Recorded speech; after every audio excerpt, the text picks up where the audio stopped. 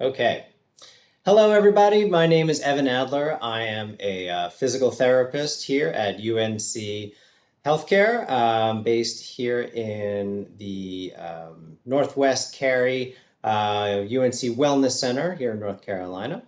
And I welcome you all to Therapy Thursday. This is brought to you by our Community Engagement Committee as a way to give back to everyone here. This was started as part of our inability to reach out in person to everybody due to the COVID pandemic. So we kind of shifted a lot of our efforts virtually. So we bring you Therapy Thursday every other Thursday, twice a month, bringing you topics that will hopefully help you in your recovery or prevention of injury.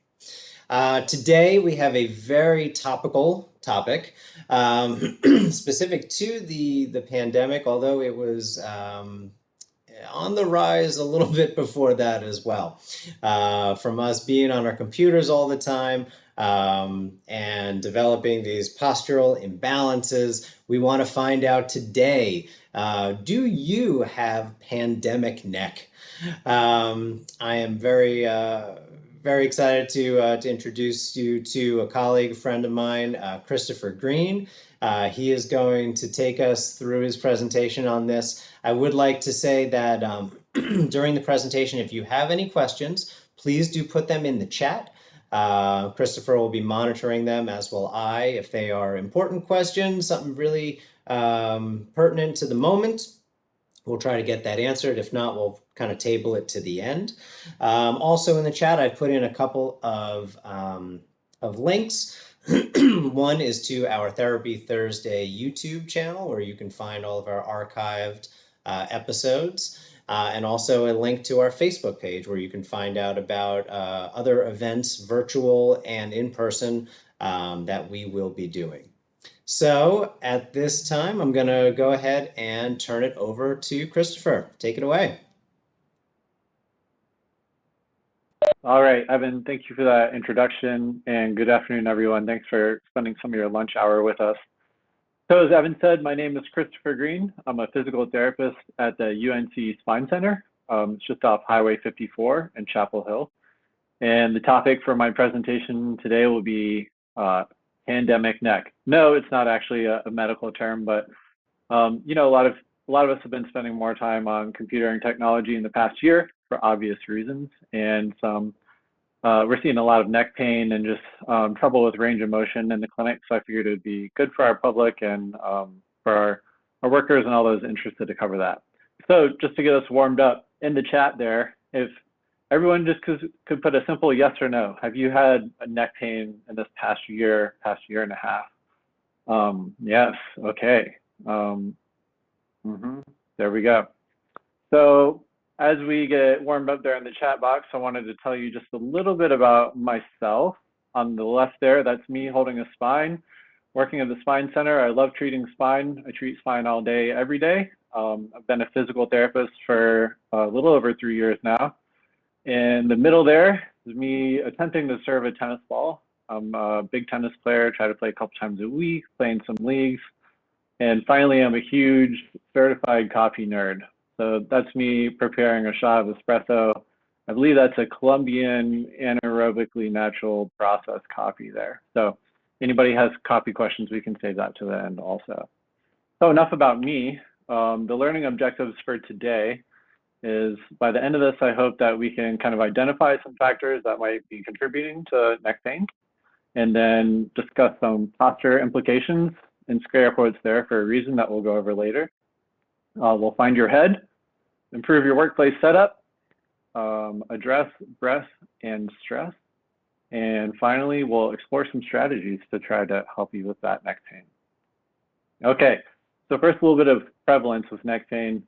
2018, the glory days before there was a global pandemic, between 20 and 60% of computer workers experience neck pain. That's a pretty high percentage before you even consider the amount of increased technology time that we had in the past year and a half. So in the year 2020, during the pandemic, Studies showed that people who were working from home had an increase of 50% of neck pain. So you take that 20 to 60% from a couple years before and then increase it by 50%. Neck pain is a problem with all the technology we've been using. And finally, as we all know, technology use increased by about 2 million percent. That's not from any example, but I think we can all agree that that's been true. Okay, so some factors involved in neck pain. This is not an exhaustive list, but the focus of today's chat is kind of neck pain related with sitting for a long time, using your phone, your computer, watching TV, increased time. There are other aspects of neck pain that are outside of the scope of today's presentation, but if anybody has questions at the end, we can try to address those. So for specific today, we're going to be talking about workplace setup, also how stress can contribute to neck pain, and then just general lack of movement. So first, I want this to be interactive as we go today. And as Evan said, if there's questions as we get along in the chat box, go ahead and throw them in there. I'll be monitoring it. So first, I just want to introduce the basic motions of the neck, and you can do this right here at your computer. So flexion, if you just bring your chin down to your chest or look down towards the floor as far as you can, and then look up towards the ceiling as far as you can. We call that extension. Then bring your right ear to your right shoulder, and then your left ear to your left shoulder. And then just turn your head to the right as far as you can, and turn your head to the left as far as you can. Maybe you notice that one of those motions is a little bit limited, or a little bit painful, or just doesn't feel as comfortable as the rest. So I want you to remember that, and later in the presentation, we're going to come back to these after we've tried a few strategies and see if this has changed at all.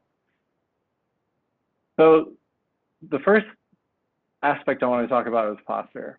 And everybody has this preconceived notion of posture as far as being, you know, very militaristic or ballet-like, and people often have this guilt about not having great posture. And we want to remove the kind of qualification of good or bad posture, but it is important to consider with neck pain kind of where your head is in relation to the rest of your body. So you can see there on the left, the human head weighs about 12 pounds, give or take. And when it's aligned over the spine and nice alignment there, things are happy. Then you move a little bit forward. So you're reading this email from your boss that you don't like so much, and your head starts to come closer to the screen. Just based off gravity and physics, that's going to increase the weight of your head as far as the structures in your neck have to support it. And then even further, it can get up to about 42 pounds. Now, obviously, the actual weight of your head doesn't change, but the stress that it puts on your neck can change. So this is very important when we're considering neck pain and posture, especially working at a computer, right? So you might be thinking, that's ridiculous. Who sits with their head 3 inches forward, right? Way, way far forward. And unfortunately, the answer is most of us sit like that, or at least at some point in the day. Now, we start off the day with best laid intentions. We're up nice and tall at our computer. The coffee is coursing through the bloodstream, and we're awake. But as the day goes on, gravity never takes a break, and we start to slump forward a little bit. We get a little too involved in our screen, and a lot of us end up looking something like this. And so now I want to just run through another quick exercise where everyone just get in that forward head posture. So if you see me from the side here, just go ahead and slump forward, kind of with that head looking up. It feels like home for a lot of us, right? And now try these neck movements again. So looking down, that shouldn't be too hard. Looking up, that's probably not going so well. And then, you know, look to the side as far as you can, and look to the other side.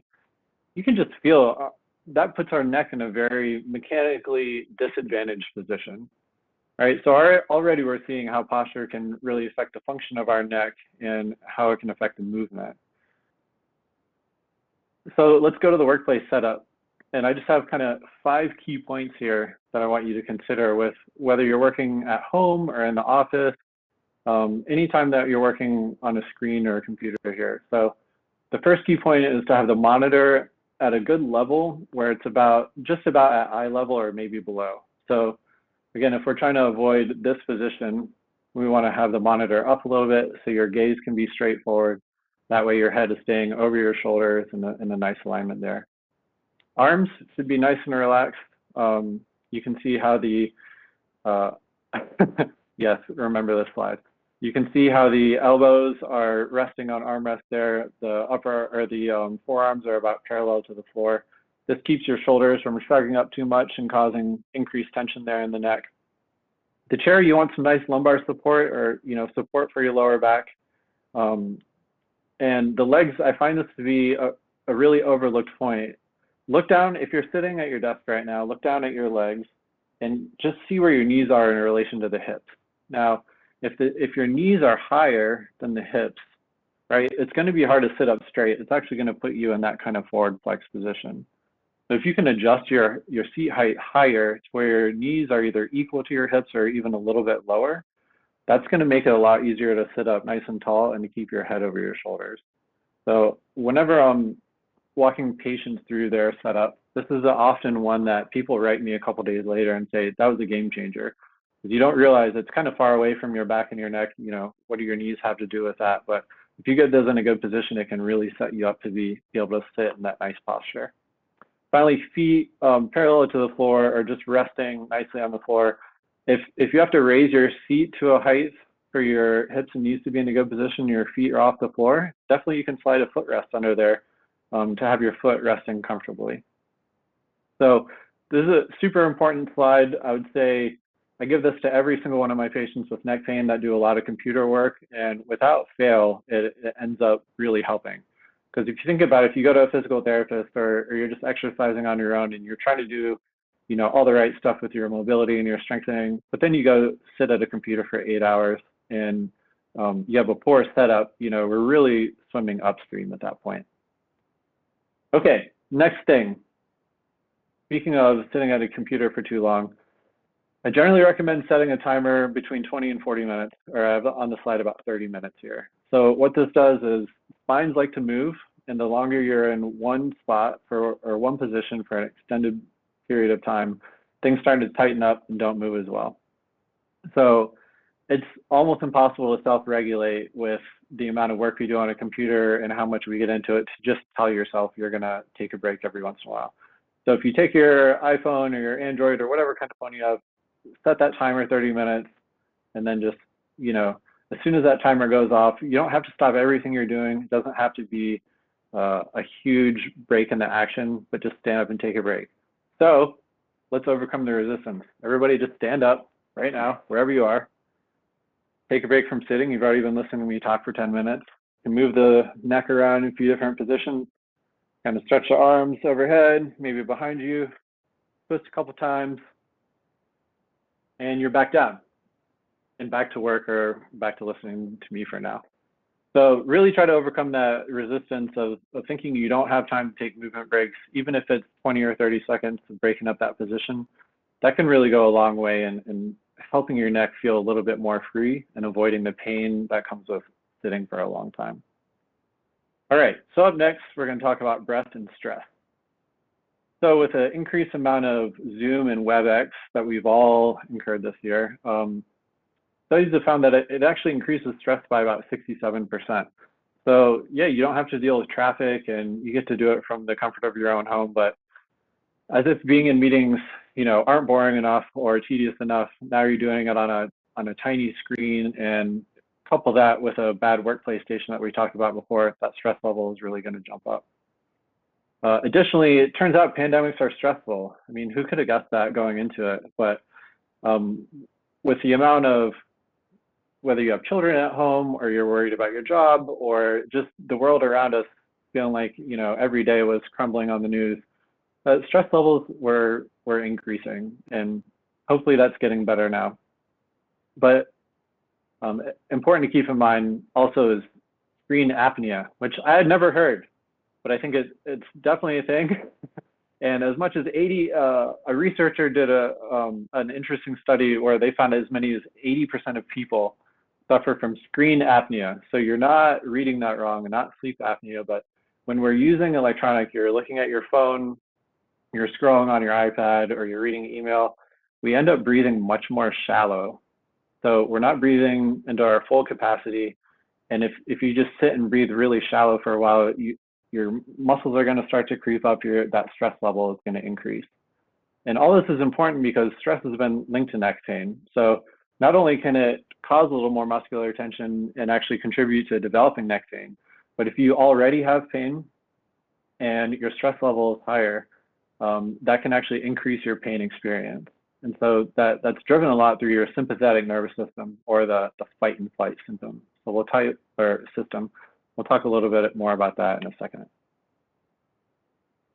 So I gave it away already, but there's a strategy with no side effects that can reduce your cortisol levels. That's the stress hormone. Can reduce your blood pressure, reduce your psychological stress, and thereby reducing stress, helping to reduce neck pain. And we all look for the wonder drug or the wonder cure, and luckily there's a technique called diaphragmatic breathing that has absolutely no side effects. Yes, coffee is helpful too.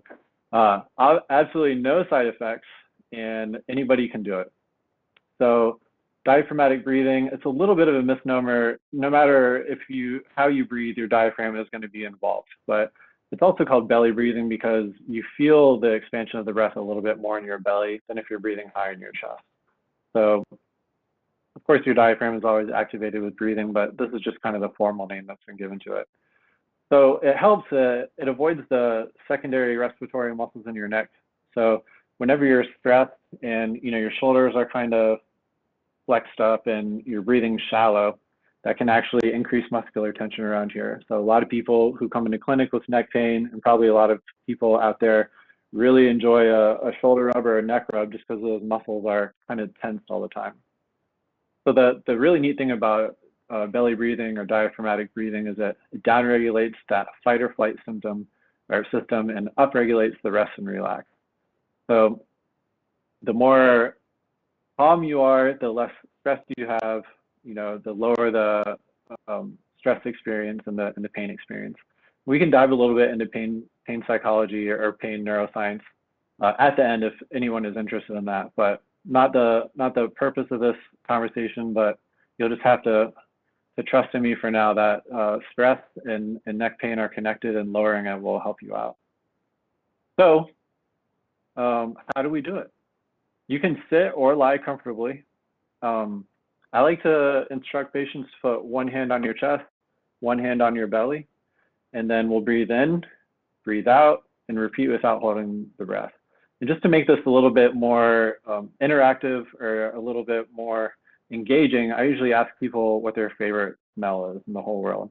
So in the chat box, if you could put what your favorite smell is in the whole world, right? It can be anything. Like what's your favorite smell?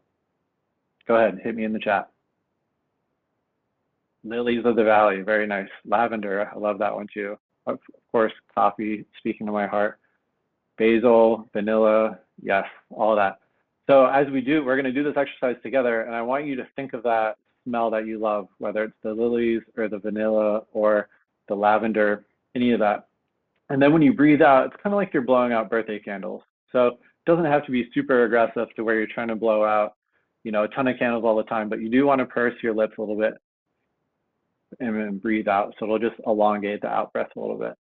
And so usually we prescribe this for about 1 to 5 minutes a day. It really helps decrease the stress levels, and it will help kind of decrease that increased accessory muscle breathing in the neck. So right now, guys, we're going to try it for 1 minute. I got a clock up here. I'm going to time us.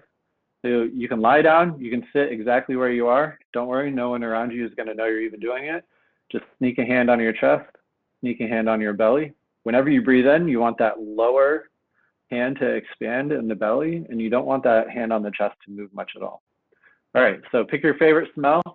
We're going to go for a minute. You can close your eyes if you want. You're going to take a nice in-breath through your nose, and as soon as you're full, you just blow out with pursed lips. Go ahead and continue breathing out, and then once you're done breathing out, breathe back in through the nose, thinking about your favorite scent, favorite smell in the world, and then blow out. Pursed lips like you're blowing out birthday candles. Really feel that belly expand now in the next in-breath. So you'll breathe in, smelling your favorite smell, all the way full, and then blow out gently, letting the stomach come back into its natural resting position. You guys are doing great. We're halfway there. So just continue that breathing in, that great smell that you love, blowing out gently, pursed lips, belly button's coming back to its natural position.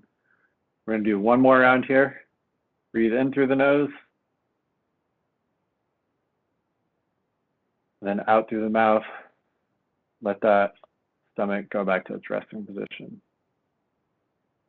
Okay, so that was just 1 minute. In the chat box, how does everybody feel? Better, worse, more relaxed?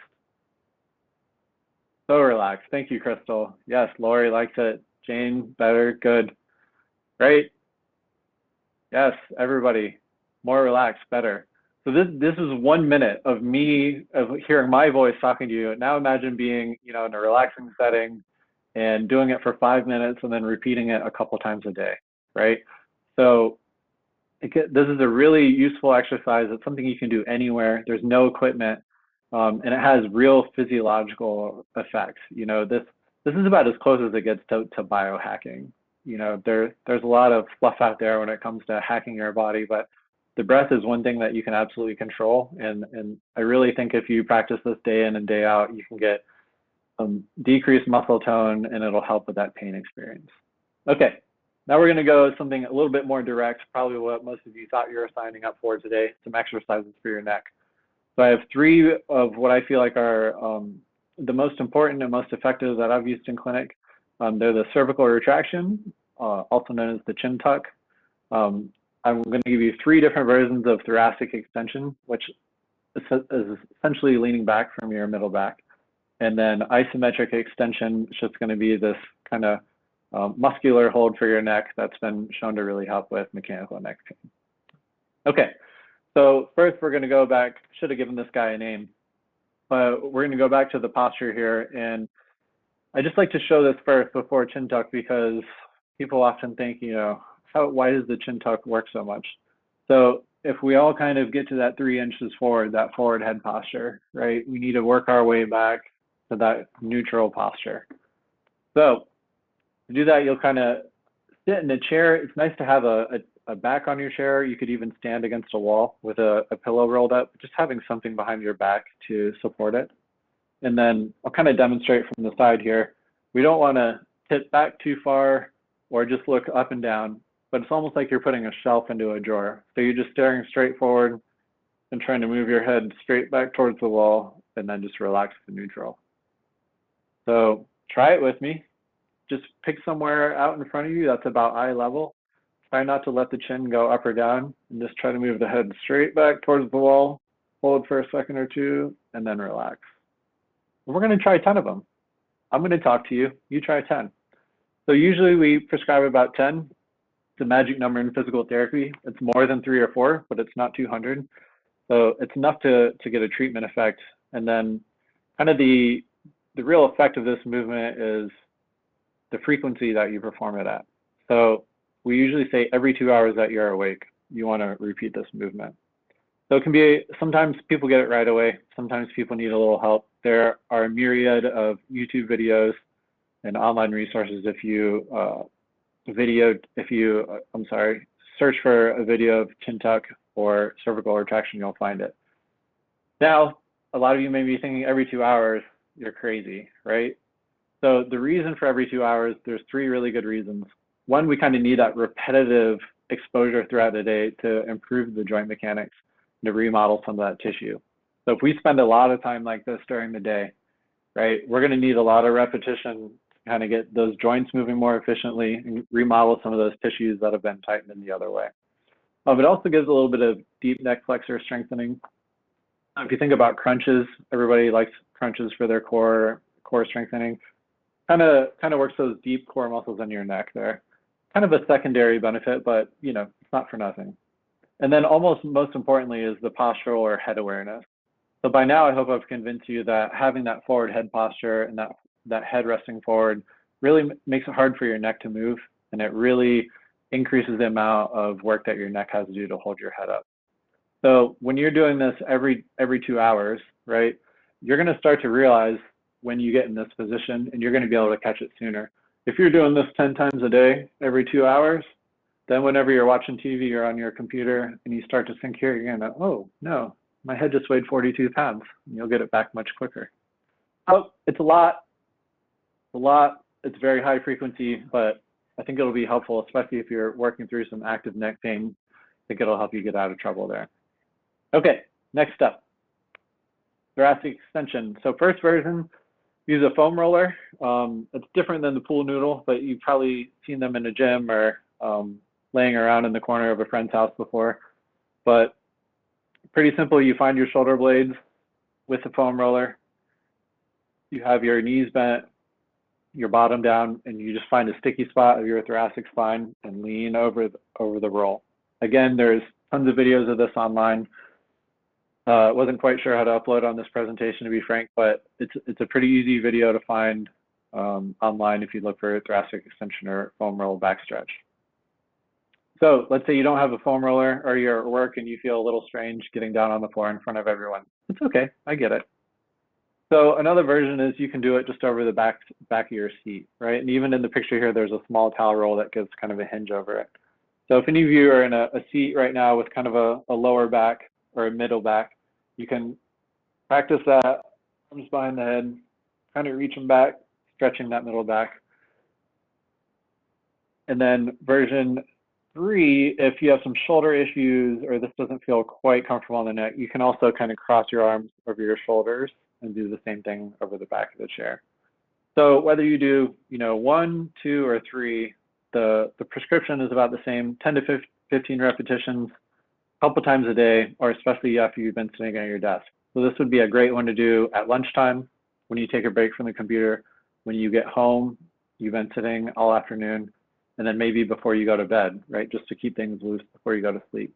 So this one can be really helpful to kind of free up the back, the upper part of the back that feeds into the neck. All right, and finally we have cervical isometric extension. That's kind of a fancy name, but essentially you'll just be putting your hands behind your head, and the motion it's going to be like you're reaching your head back. You could honestly do it like tilting back or trying to go straight back, but you're just blocking that movement, and you're going to hold that for 30 seconds.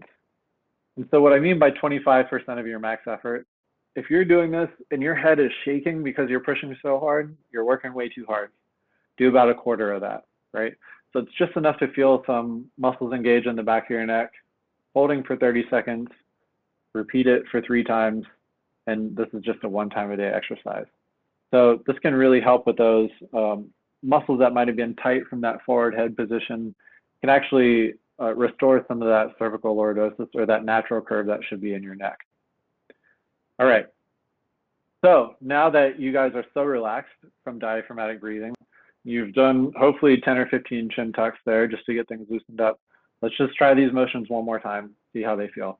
So we'll do flexion where we look down as far as we can, then extension looking up as far as you can, and then looking to the left as far as you can, and looking to the right, and then left ear to your left shoulder, and right ear to your right shoulder.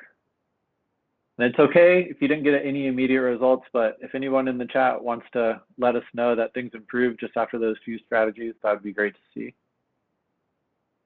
Anybody? Anybody feel like they're moving a little bit better? All right, Lori got some, Maggie too. Good. Excellent, guys. So these are real effective, tried and true exercises. I mean, we use them every day in the clinic. It can give you a really good start on improving your neck health, your neck pain. Oh, increased side bedding, good. All right, so one bonus thing that I have to mention as a physical therapist, aerobic exercise, especially if you've had long-standing neck pain, it's just going to be really effective to get your blood flow moving, right? So just to get out and do anything, it's important to choose something you already like. So if you like riding bikes, get out on your bike a little bit more. If you like running, that's great. If you like walking, if you hate swimming, don't choose swimming as your exercise to get into. There's already going to be a barrier for you to get up and kind of change your behavior. So pick something that you've enjoyed in the past. Do it long enough. at an intensity enough that you feel like your heart rate is raised a little bit, your breathing has changed, so you're having to breathe a little bit more often. You don't have to do anything crazy to get the benefits of this, but just start slow, increase the time and intensity as you go. You could even start with 5 or 10 minutes. Then each time you go for a walk, maybe just go for a couple more minutes, walk a little bit more quickly. Okay. If there's any health concerns, medically or orthopedically, talk to your doctor before you try anything super crazy. But even just going for a walk, most people should be pretty safe with that, and it's gonna help getting things moving. I think it'll help with your neck pain too. Okay, so let's say you've tried all these things that we talked about today. You're still having some stiffness, you're still having some pain. It might be a good idea to see a physical therapist to get a personalized evaluation. So what a physical therapist will be able to do is really watch how you move, see what your deficiencies are, or your your snags as far as neck movement goes, and kind of give you a personalized program, give you some accountability, and give you some really focused individual help. Also, if you just can't get that chin tuck right, sometimes it can be difficult for patients. So even if you go see a PT 1 or 2 sessions and they really help you with that form and it helps get things moving, that can be helpful as well. All right, so the key takeaways today are check your setup, right? Go back to that slide. This is going to be on YouTube. Just see if your monitor is at the right height, your arms are relaxed, your knees are below your hips, your feet are flat on the floor. You feel like you can keep your head over your shoulders. That's going to make a big difference in the everyday neck stiffness. Set a timer and move. Pick somewhere between 20, 30, 40 minutes. When that timer goes off, just get up, take a brief break. Again, you don't have to stop everything you're working on. Breathe into your belly. Practice that diaphragmatic breathing. Pretty sure everybody who responded on the chat said they felt better after literally 60 seconds of doing that. So if you can just fold that into your day a couple of times a day, or even one time a day for 5 or 10 minutes, that's going to make a really big difference, not only in your neck pain, but your stress level, which we can all use help with that at this point. Be mindful of your head. That just goes back to the posture. If you're doing these chin tucks every 10 minutes, you're going to start to realize when you creep forward. And then exercise is really the best medicine. So try these 3 exercises I gave you today. If you feel like you need a more personalized or more involved individual assessment, go see a physical therapist and see what exercise is going to help you get out of pain and get back to the things you really want to do in life. Okay, so that was a lot of me talking. If anybody has any questions about anything, you can put them in the chat, or you can just turn on your microphone and ask away. Christopher, that was great. Thank you very much. We're going to wait for some questions to kind of come on in here.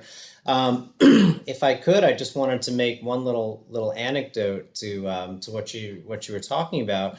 I know one other thing that I've had during this whole pandemic and posture wise is I've had a lot of eye strain from staring at the computer a lot. And so in seeing my optometrist, they gave me this 20-20-20 rule, which is every 20 minutes, take 20 seconds to look 20 feet away, right? So basically, instead of our vision being focusing here all the time where your computer is, having it focus way out far to help your eyes relax a little bit. So I've taken that and I've adjusted it to your posture as well to kind of fit in what you were talking about how every 30 minutes to try to get up and move around. Well, I've developed my own 20-20-20 rule of every 20 minutes, taking about 20 seconds just to walk around 20 feet. Again, just to break up that monotonous time in front of the screens. That's excellent. And that, Evan, you bring up a great point too. Go get your eyes checked, right? Because if you're struggling with eyesight, even if it's a little bit, it's going to really start to draw your head closer and closer to the computer and cause that forward head posture that leads to a lot of these neck problems. Yeah. So if you feel like you're squinting a little bit more than usual, or you feel like, the letters are getting tinier than they used to, that's just a great idea to get your eyes checked. And then that 20-20-20 rule is also great for the eye strain. Thank you, Evan. Yeah. Lori, is there you have a question down there?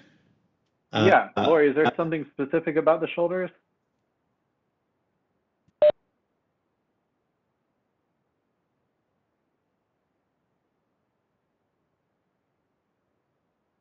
Make it tight. Okay.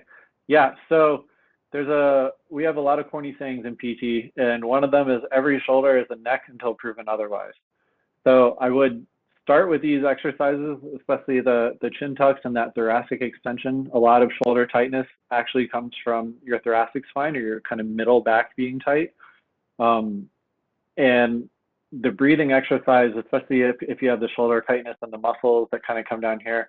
By the way, guys, if you want to impress anyone, say you went to a PT talk today and you learned exactly where everyone holds their attention, just kind of aim somewhere around here and give them a little shoulder rub and you'll be right on, because that's literally where everybody carries their attention.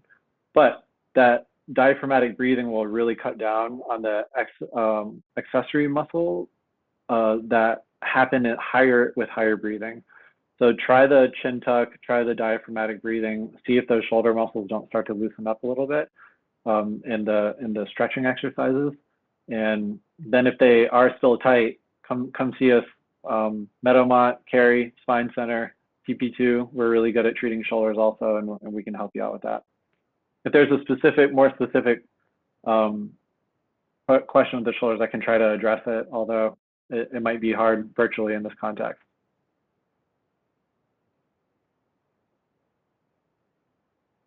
Any other dying neck questions? Well, actually, say, Lori, did that help at all? I hope it doesn't feel like I'm skirting your question. Okay, great. Christopher, there was just one other anecdote there about wearing trifocals and how the user ends up kind of tilting their head up and down all day long to Yes, adjust. yes, Maggie. So I know with trifocals is a little tricky. I know with bifocals, I actually recommend putting the screen a little bit lower. So in my workplace setup slide, where we talk about having the screen higher at eye level, for bifocals is actually a little bit more helpful to have it slightly lower. So whenever you're gazing down, you can look through that corrective part. The trifocals gets a little bit tricky as far as looking up and down, but if you get your mid back and your neck, that flexibility improving, and then you also take those breaks, right?